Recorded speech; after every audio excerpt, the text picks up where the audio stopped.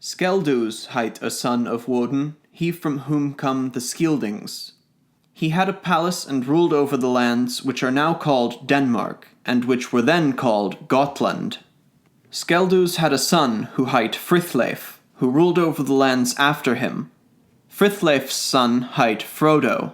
He took up the kingdom after his father in that time when Augustus Caesar laid peace over all the world. At that time Christ was born. And because Frodo was the richest of all kings in the Northlands, the peace was then attributed to him among all those of the Danish tongue, and Northmen call it Frodo's Frith. No man hurt another, even if he be met with his father's killer or his brother's killer, loose or bound.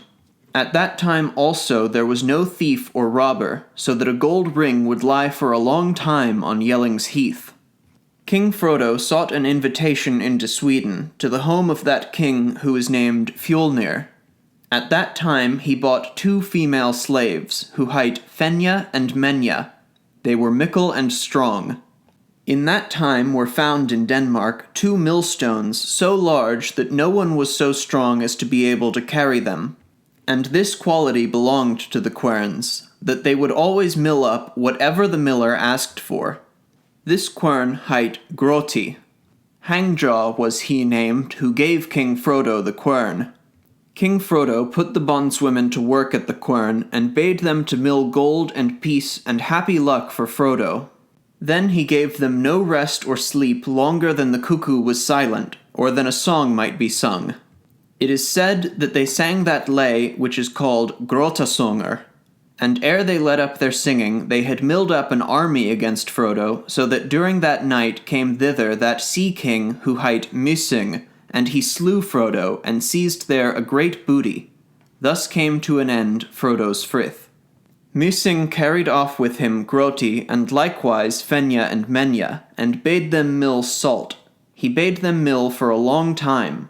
They milled up a little tempest ere the ship sank down below, and in that place there was afterwards a swirl in the ocean, where the sea falls into the quern's eye.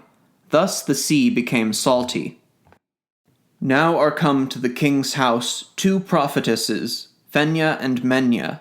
They are held as bondswomen, the mighty maidens, by Frodo Frithleif's son. They were led to the millstand, and both bidden to set the grey grit a-going. He plighted them to have neither rest nor happiness ere he heard the bondswomen's singing voices.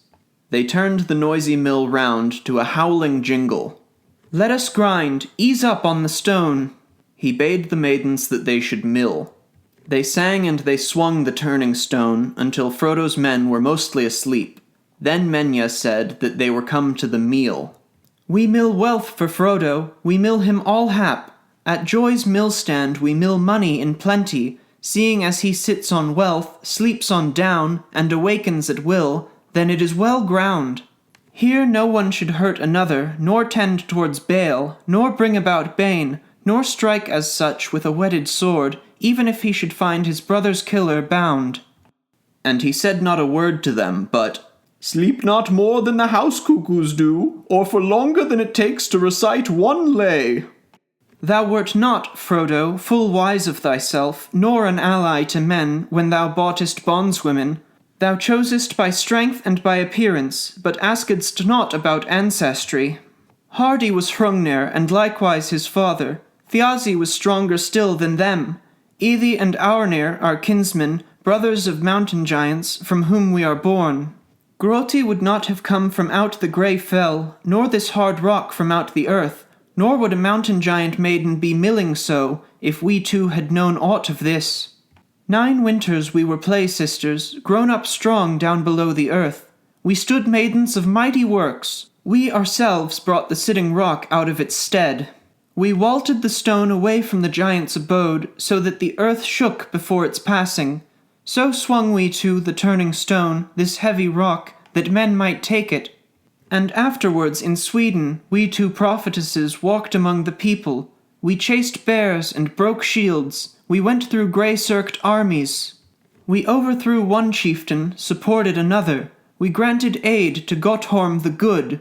We sat not idly by ere Knui fell. We kept on like that those seasons past, so that we were known for striving and contending. There by our sharp spears we drove blood out of wounds and reddened the brand.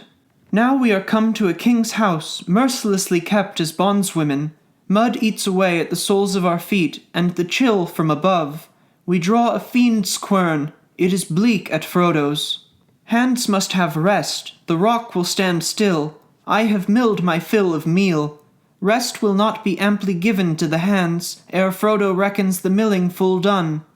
Hands shall now take up firm pole-arms, weapons gory with blood of the slain.